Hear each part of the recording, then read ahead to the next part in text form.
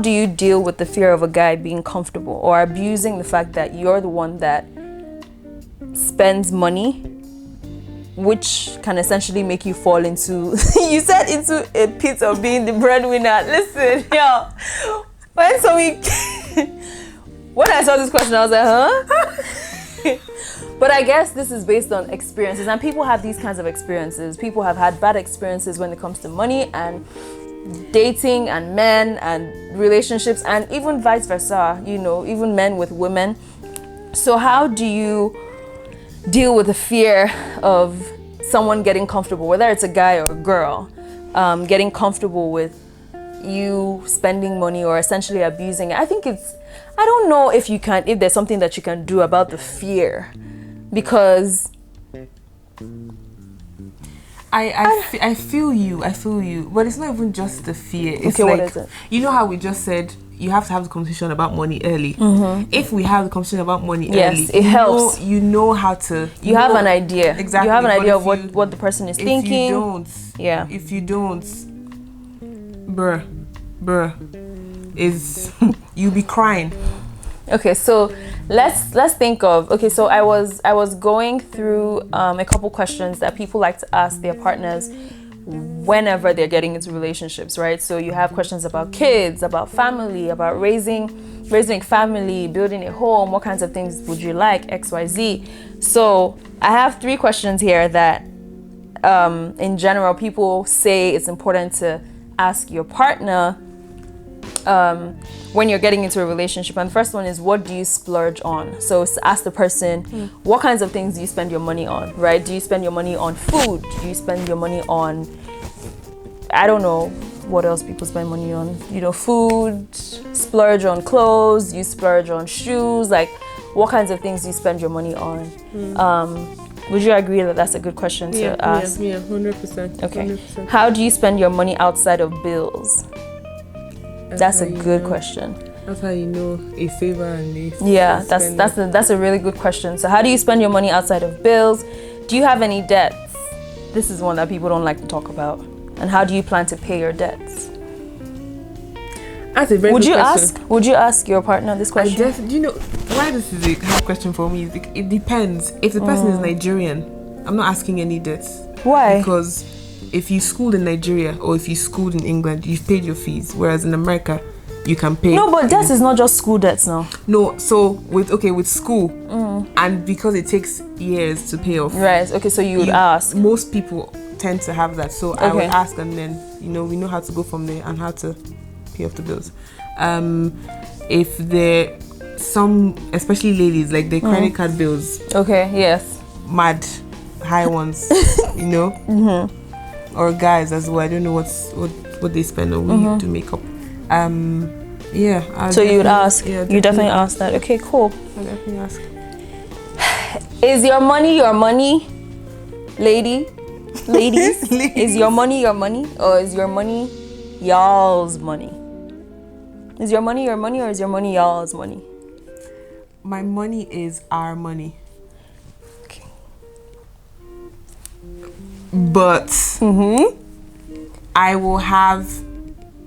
I'd say. Wait. There's no buts. Okay. My money is our money.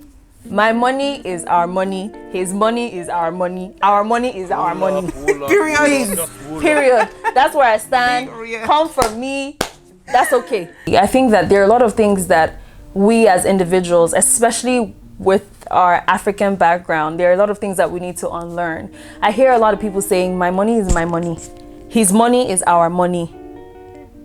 His money is our money. My money is what? My money is my money and his is his, right? Or his is ours. Why do they say that? Why do they say? People say that based on experiences, right? People say that based on things that they've watched their parents go through, right? I have friends that have said to me, well, I saw that my mom had to deal with XYZ and my dad was not there doing XYZ. And so for that reason, for me, it's important that I keep money. If he's giving me money, I'll keep it to the side so that I can protect my kids. I've seen a lot of people say that based on what they've seen with their parents, based on a lot of times people's experiences and their experiences. But I feel like that's an unhealthy way to go into a relationship. I feel like at the core of what a marriage is or a partnership should look like, it should be together. Now, so we'll go into whether or not you should have a joint account and a separate account. That's not the point. That's a different thing, because that when we go into that, you're now going into the details. We'll go into the details, but I personally feel like that's an unhealthy thing that people need to unlearn. I think it depends on the reason behind the extra savings. So for me, I believe my money is our money, his money is our money. Mm-hmm. It's a collective thing. We're doing this together. However, I will save money on the other side just in case, just for safety, not because I have a mentality that so there's nothing wrong with saving, and that's why I said we'll go into whether or not we should have a joint and separate accounts, or whether we should have just a joint account. I think we should have a joint account where money for stuff that has to do with our home goes into, and I think that even with a joint account, we should still have separate accounts. And for me, the reason why I say that is because I'm thinking, if I want to do something for my man, I want to be able to take money out from my account and do it without him knowing. And I'm sure vice versa. And I think a lot of times when I talk, people say, you're always saying these kinds of things. But at the end of the day, I feel like I don't want to do to someone what I wouldn't want the person to do to me. Because imagine if my partner said, listen, my money is my money. I'm going to protect my kids. You're the one that's an outsider. You're not my blood. How would you feel? That's how I look at it. That's how I think about it. But then again, I haven't had a bad experience. I haven't seen, an experience with my parents where, money is kept aside for, no, I haven't seen that. So I guess, and the truth of the matter is, we have to be honest with ourselves, especially as we're growing, that just because you saw something doesn't mean that you need to do what you've seen, or you need to act based on the things that you've seen. No, that's different. That's like when people act that way, it's not intentional. So, no, some people they do it intentionally, and like they'll say, this is what I've seen, so that's why I'm doing this. Yeah, but that's like they've grown up to that. So it has to be that's why you have to unlearn it. Exactly. Because at some point, it now becomes your responsibility. At some point, yeah, but before that point, someone needs to point them in the way to go. Because that's what they've known all their lives. So if you don't have someone to point to you, how will you now do? There's some way, somehow. Like, how can you say, say for example, you've been in your family, like your mom and your dad were always hitting each other, and then you say, oh, you already think it's normal. So there's no two ways about it. You're going with that flow. So that's a different conversation.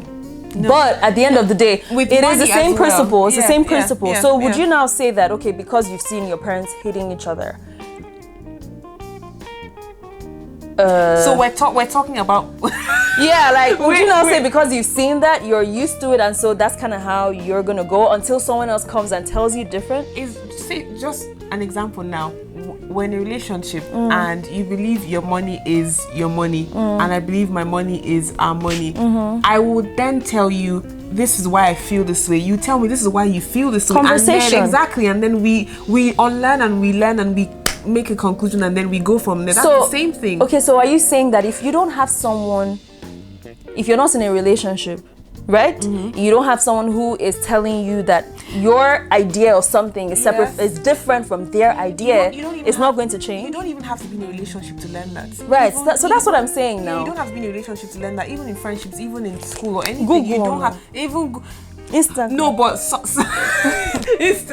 but someone will not go on Instagram or Google and say, "Oh, how do I?" It's just from being aware, like the news, or if you're seeing something on social media, not that you're personally going to look for information on how to save money or how to put more money down in the relationship.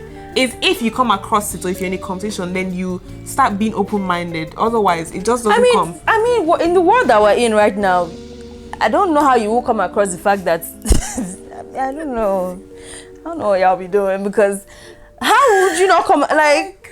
Somewhere please I kind of okay. I feel you. Do you see what I'm saying? I feel you, but because I feel like there's still so many people under a rock. No, and that's fine. But that is the exact reason why it is a problem. Yes. Because even at 40 something, at 50 something, you're still saying, based on the things that I've seen, I'm going to be this way. That's what I hear you and I agree with you, but I'm like, let's let people, not let's, but understand that they're people. No, I understand. I know you are Madam Grace, and that's fine. Grace, there's nothing wrong with that. But I also feel like at some point people need to not make excuses. That's how I feel, right? I agree. I'm not saying anybody is perfect. I'm not perfect. Yeah. Close, but I'm not perfect. Love it. No, I'm not perfect, but I just feel like, sometimes we need to stop making excuses for certain things. And, when you see that, when you've seen something and you know that this is not right, of which at some point you will know that something is not right. You can't now say, oh, because this is what I've seen. I'm a product of my environment, but yes, because this is what I saw in my environment, let me just go ahead and continue this mentality and just hold on to it. Right? I feel you.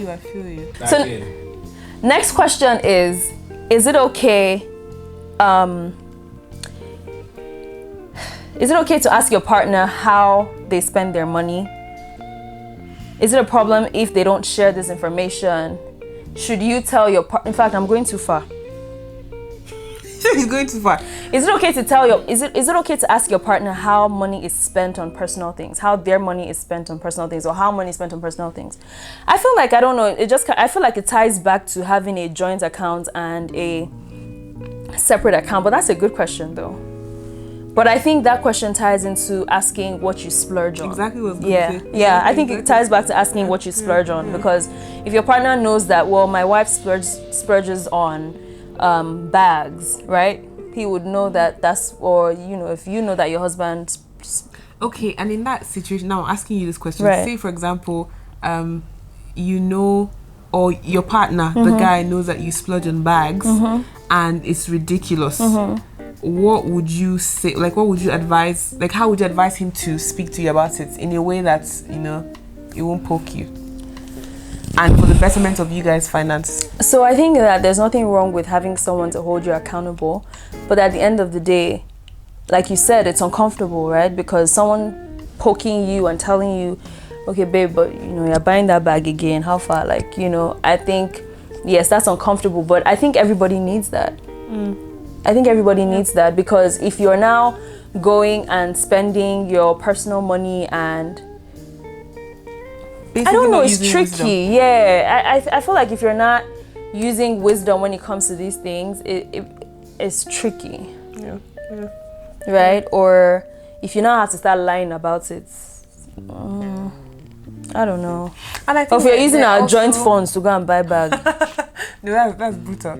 But I think they're also like, it depends on what you're also splurging on. So if every time I go out and I'm coming back, you see I'm getting something from McDonald's every day, $4. Those are the things that add up now. Starbucks, exactly. McDonald's, food. Yes, that is mad, but it's not so much so in comparison to every week you're buying a Birkin bag or you're buying something. Every week you're buying a Birkin bag, you're on it. I mean, you're balling. Sometimes splurging is... No, sometimes splurging is okay, but at the end of the day, that's why we had the conversation at first about your relationship with money. Because yes, you can splurge sometimes, but at the end of the day, essentially, what are you using your money for? What is going into what? And if you're doing that correctly, if you have that kind of plan, then you would definitely have a little bit of money to splurge on. But don't you feel like if you ask your partner, oh,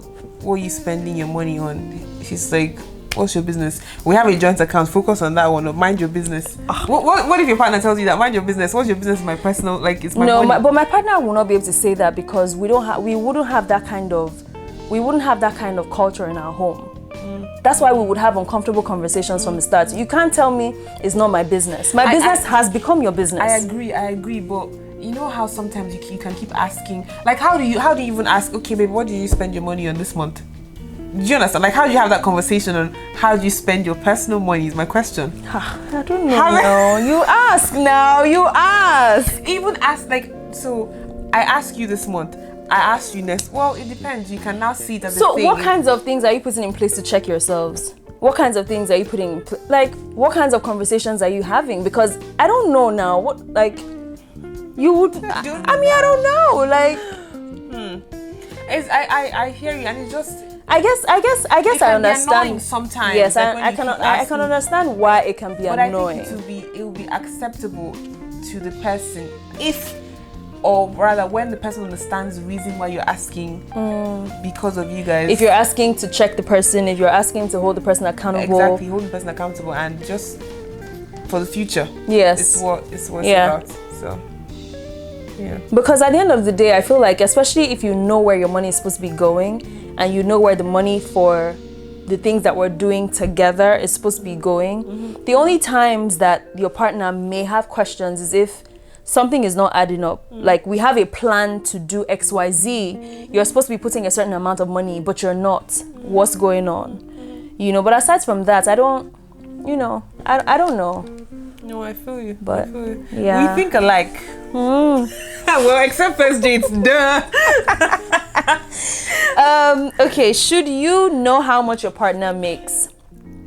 Yes. Yes. Of course you should know how much your partner makes. So we in the relationship, we know what we make. It's not like the man is asking me. Let me not say of course, because a lot of people don't exactly. agree with Some that. men might say they need to know what their wife makes, but you as the head of the house, Nigerian traditional men, they're not telling you what they make. So, and I've seen that happen. Like, there are people that the husband knows what the wife is making, but the wife doesn't know what the husband is making. But why though? I don't understand. If you ask No, but and it goes back to the problem. We're not having the right conversations. We're not having the right conversations, I agree. But all of this thing, I really think is tradition. How we've seen like how they've told us marriage should be. And you know, with the way marriages are going right now, it's nothing compared to our parents and you know, the ones before them, our grandparents and all of that. So society is changing, marriage is changing, the idea of marriage and relationships, they're changing now as well. So it really I think I deserve to know what my partner makes, and I think my partner should know what I make. I don't think that, because for me, I feel like, do you plan? Man, I don't even know how you guys even have like how do you talk when you don't know what, like, what are you talking about? What are you talking about if you guys don't know what you're making, and if you guys don't have plans together to do stuff together? Like, how is it a home? It's a house. If it's you planning your own thing, he's planning his own thing, you don't know how much he's making, you don't know how much he's making. That's friendship. Even a friendship. That's housemates. We live together. Yeah, like we live together, but we don't know how much we're making. I think it's really important. How do we build a home? That way, you know. Yeah. I feel like that's a crappy foundation. God, please forgive me. You guys, please don't come for me. I just feel like you're right. I agree with you. Again, too many things we need to unlearn. Too many things we need to unlearn. Sure. I don't have an issue with saving. I don't have an issue with, you know, rainy days and, you know, being able to cover when your husband is not able to, or the wife being able to, or the husband being able to cover when your wife is not able to. You know, so for instance, we have a joint account. We have separate accounts as well. You know, I lose my job, right? So obviously I'm not able to put money into the joint account. My husband can cover for me. Why shouldn't he be able to? Or he loses his job and he's not able to put money into the joint account to do stuff. Or he's not able to do anything because he's lost his job. Why shouldn't I be able to cover for him? Yeah. I feel like, what's the whole point of being in a relationship or in a marriage if we cannot do those things for each other? Yeah. That's how I feel. I agree 100%. Again, being an advocate, let me just ask you a question. So, okay, you know what? Let me say this. I think also that's why it's important for you and your partner to be on the same page. Because you can't be thinking this and then your partner is thinking something else. It will not work, right? So I think as long as you guys are on the same page, as long as you share the same values, you've had these conversations, you guys understand that this is where you stand on money, this is where he stands on money, you know, I think it just makes, I feel like it will make your relationship a little bit easier. That's how I feel.